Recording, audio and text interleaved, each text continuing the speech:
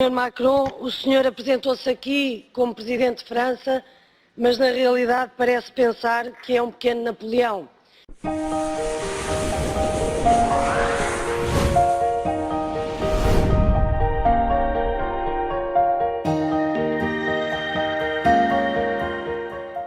É que veio fazer uma declaração de amor à democracia. Et ouais les amis, salut à tous, c'est Amirouche, c'est Ami Négociateur, j'espère que vous allez bien. Je suis très heureux, très content de vous retrouver sur ma chaîne YouTube pour une nouvelle vidéo. Et aujourd'hui, on va écouter la députée, l'eurodéputée portugaise Marisa Matias, qui démonte, j'ai bien dit qui démonte, notre cher. Je vous laisse regarder la vidéo, puis je vous retrouve juste après comme d'habitude pour mes commentaires, une réaction et les dernières nouvelles avant la fameuse interview de Tonton Manu prévue jeudi aux alentours de 18 h. Bonne vidéo.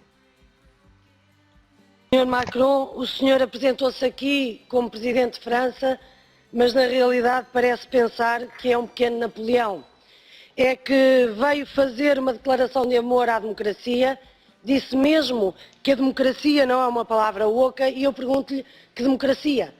A democracia que decidiu executar há menos de uma semana, quando unilateralmente com Trump e May avançou para um ataque sobre a Síria sem consultar rigorosamente ninguém? A sua concepção de democracia não tem cidadãos, não tem parlamentos, não ouviu sequer a Assembleia Francesa, ridicularizou as instituições europeias. É essa a sua concepção de democracia? Senhor Presidente, a sua concepção de democracia não é oca, é inexistente. A sua concepção de democracia é napoleónica e nós queremos uma democracia completa. Se o senhor quer paz no Médio Oriente, tem um bom remédio. Pare de vender armas. Está numa ótima posição para fazê-lo. Muito obrigada. Muito obrigado. Donc vous avez vu comment un petit peu, voilà, Tonton Manu semble tourner la tête et puis remonter la tête. Il a exactement le même air que quand il s'était fait harponner par l'eurodéputé belge. Je vous ai fait la vidéo avant-hier. Donc là c'est le même regard. Enfin moi je sais pas. Ça me fait penser à un gars qui était dans ma classe en 5e. Il avait toujours le même regard. Ça n'a rien à voir. J'ai pas envie de dire que ça a à voir avec quelque chose de là. Mais ça me fait penser à ça, et ce gars qui était en 6e dans ma classe, je sais pas pour vous, mais moi j'avais envie de lui mettre des claques dans sa gueule quand je le voyais. Enfin, ça n'a pas de rapport avec la vidéo, bien évidemment, aucun lien sans faux. Voilà, donc juste maintenant, mes commentaires par rapport à ça, ça fait quand même beaucoup. On a un président, décidément, dont on peut penser en tout cas, qu'il se fait rhabiller, qu'il se fait moucher par les députés belges, les députés brésiliens, les députés ghanéens, les députés sri-lankais. Bientôt, ils vont tous faire la queue leu pour lui dire ces 4 vérités. Enfin, ça nous augure rien de bon en tout cas pour la France. Je vous rappelle à l'heure qu'il est qu'il y a même des députés belges et allemands qui sont en train de faire coalition contre Emmanuel Macron pour dire que la France ne respecte pas les droits de l'homme, tout simplement, ni plus ni moins, eu égard à ce qui s'est passé par rapport aux Gilets jaunes et à la mise en danger apparemment d'autrui, mais également aux coups et blessures volontaires. Enfin, il y a eu vraiment beaucoup de choses en ce moment, c'est en train de bouger au niveau de la Commission européenne, et il est même question d'avoir une sanction pour la France à cause de ça. Je vous rappelle que le fait de ne pas respecter les droits de l'homme, c'est une cause directe d'exclusion de l'euro. Donc on va peut-être avoir un Frexit avant l'heure. Ça sera également à suivre d'ici jeudi, vendredi. Voilà.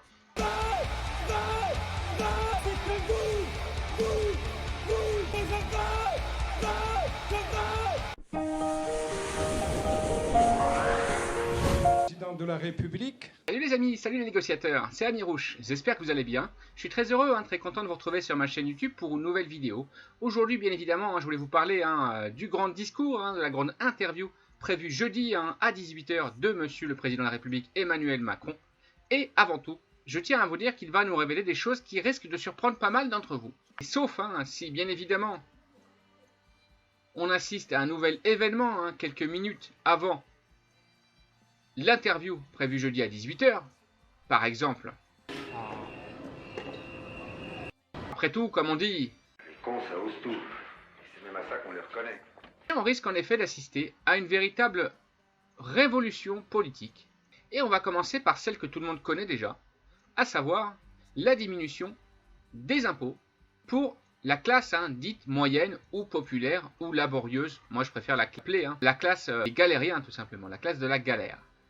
Par le biais en fait d'une nouvelle tranche d'imposition à 2%, Emmanuel Macron et le gouvernement, peut-être même jeudi, la surprise générale, la première des grandes mesures annoncées par Emmanuel Macron va être la diminution des impôts sur le revenu pour la classe moyenne. Alors, en introduisant une nouvelle tranche d'imposition à 2%. Rappelez-vous, hein, pour ceux qui connaissent un petit peu le système des impôts sur le revenu, même pour ceux qui ne le connaissent pas.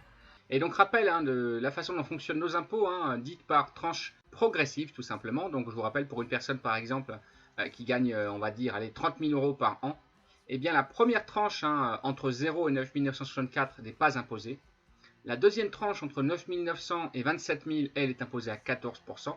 Et la troisième tranche de 27 000 à 73 000, elle est à 30%.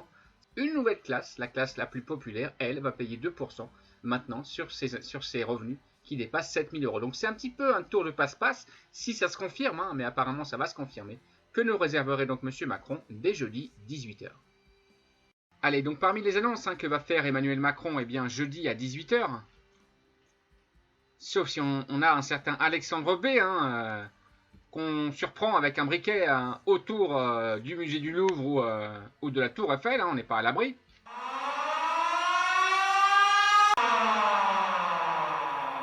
Eh bien, les nouveautés ne vont pas être si nouvelles que ça, puisque M. Macron entend annoncer que finalement la prime exceptionnelle défiscalisée que nos employeurs payent de leur poche, eh bien très très généreusement, l'État ne va pas prendre d'impôts pour l'année prochaine non plus, et apparemment chaque année jusqu'à la fin du quinquennat. Le président de la République française, très très généreux qu'il est,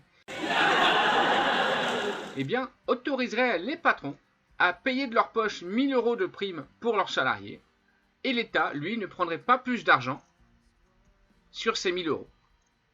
Pour moi, c'est un non-événement, mais enfin, apparemment, ce serait mis en lumière par le groupe de communication de l'Élysée, avec notamment, vous savez, la nouvelle porte-parole, à qui on fait des gros bisous, de cette mesure qui, encore une fois, pour moi, est un non-événement. Allez donc,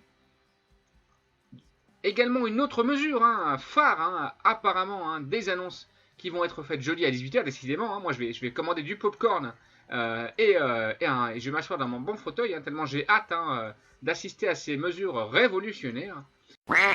Eh bien, il n'y aura pas plus d'écoles et pas plus d'hôpitaux qui fermeront jusqu'en 2022. Je vous rappelle que sacrée mesure. Alors là, M. Macron, je tiens vraiment à le féliciter. Si c'est son annonce qu'il va faire jeudi, quel courage, mon Dieu! Je vais œuvrer de ce pas pour qu'on lui remette la Légion d'honneur et même le prix Nobel de la paix. Allez, également mesure emblématique pour le coup, mais qui pour moi, à mon sens, est un coup d'épée dans l'eau. C'est la suppression, alors apparemment on parlait de l'ENM et de l'ENA, mais enfin c'est un signal que M. Macron souhaitait envoyer au bas peuple, au petit peuple, dont je fais partie, je vous rassure tout de suite, comme quoi les élites allaient être moins nombreuses dans les années à venir. Moi, à mon sens, il eût quand même mieux valu procéder à la fusion tant attendue du Sénat et de l'Assemblée nationale pour ainsi économiser tout simplement sur un des deux sites et pourquoi pas le transformer en musée ou pourquoi pas en école. Je ne suis personne donc qui préfère bien évidemment faire apparemment moi ce que je dis comme des coups d'épée dans l'eau, à savoir fermer l'ENA mais garder le Sénat, l'Assemblée nationale, Place Beauvau, Matignon, etc., alors qu'on sait très très bien que les vraies décisions aujourd'hui sont prises par la Commission européenne. Donc voilà, encore troisième coup d'épée dans l'eau, décidément sur 5 mesures. Il y en a déjà 3 qui ne sont pas pour moi des vraies mesures. Allez, on va rentrer dans le vif du sujet, et là je devine que vous commencez à vous impatienter. On va aborder tout simplement le pas en avant de M. Macron pour le RIC.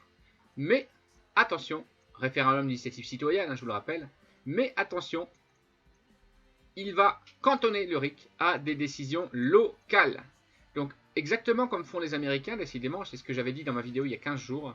Les Américains actuellement, sachez-le, à chaque fois qu'ils vont élire, que ce soit un sénateur, le Congrès, etc., même la police municipale, là-bas, le chef de la police municipale, il est élu par les citoyens, tout simplement, vote en même temps des mesures locales par référendum, à savoir, voilà, quel jour est-ce qu'ils veulent que les poubelles soient sorties, est-ce qu'ils approuvent le budget des fêtes de fin d'année, etc.